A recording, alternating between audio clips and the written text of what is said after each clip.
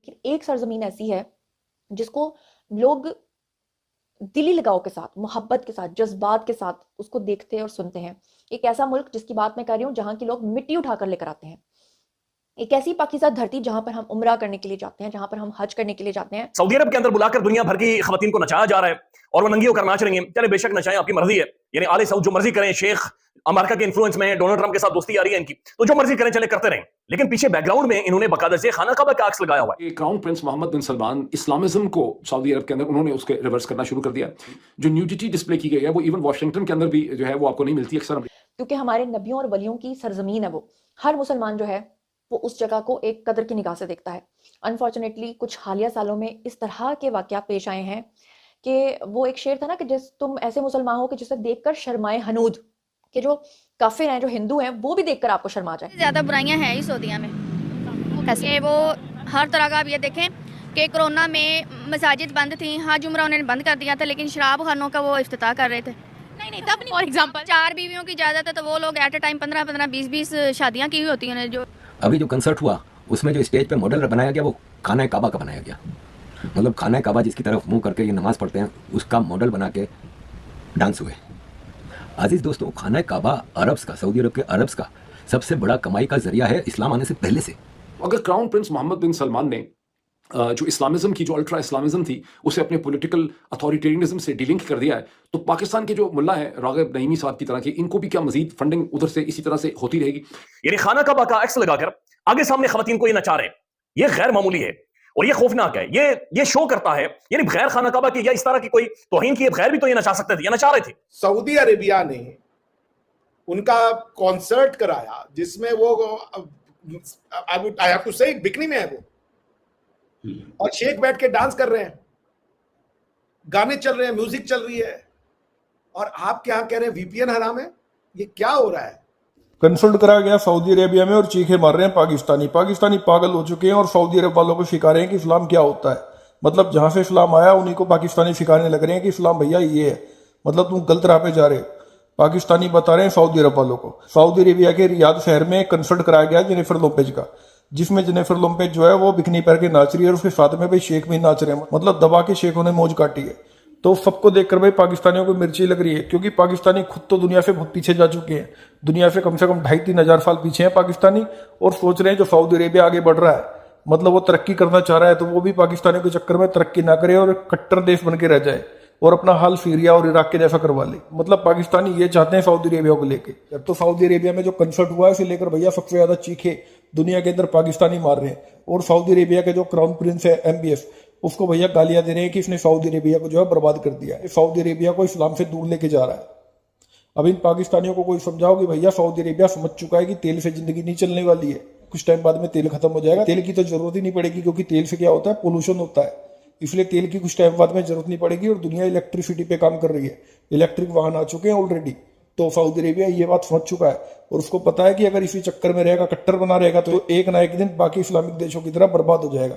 और वो जो सऊदी अरेबिया का क्राउन प्रिंस मोहम्मद बिन सलमान है, वो इस बात को बहुत ही अच्छे तरीके से समझते हैं, इसलिए वो सऊदी अरेबिया को आगे बढ़ाने के लिए हर कार्य कर रहे हैं।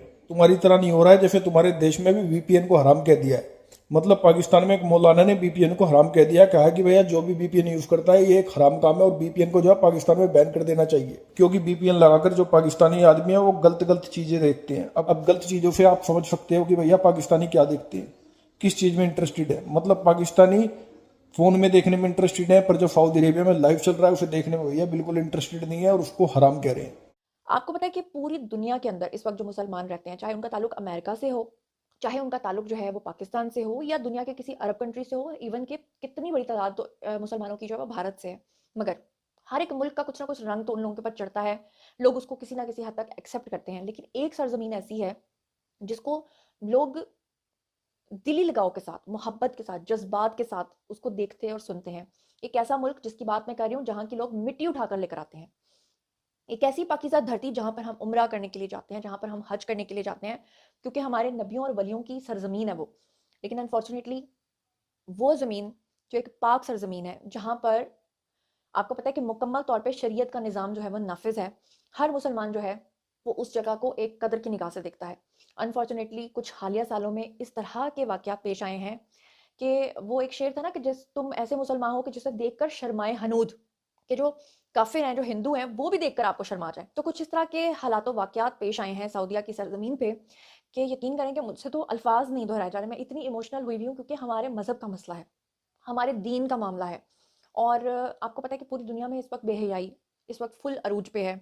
क़यामत की तकरीबन तमाम निशानियां पूरी हो चुकी हैं, लेकिन ये जो निशानी अब पूरी हो रही है, जिसको हमने कभी सोचा भी नहीं था। हम सोचते थे पता नहीं हमारे आगे कितनी नस्लें आएंगी और उसके बाद क़यामत की निशानियों में से वो इस चीज़ को देखेंगी, लेकिन अनफॉर्चुनेटली आज के इस बदकार दौर में हमारी आंखें ये सब कुछ देख रही हैं। अब सऊदी अरब के अंदर एक म्यूज़िक कॉन्सर्ट हुआ है।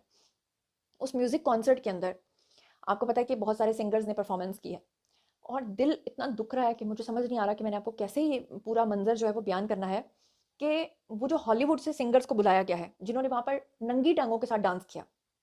चले जी, माना कि सऊदी अरब ये सोचता है कि हमें जो है ना वो हमें भी वो सब कुछ करना चाहिए जो दुनिया में हो रहा है। क्या सऊदी अरब अगर अपनी औरतों पर ये पाबंदी लगा सकता है कि वो अबाया पहनकर, हिजाब पहनकर ही वहाँ पर घूमेंगी फिरेंगी? पिछले दिनों में औरतों को वहाँ पर ड्राइविंग की इजाज़त मिली है, जो कि अच्छी बात है।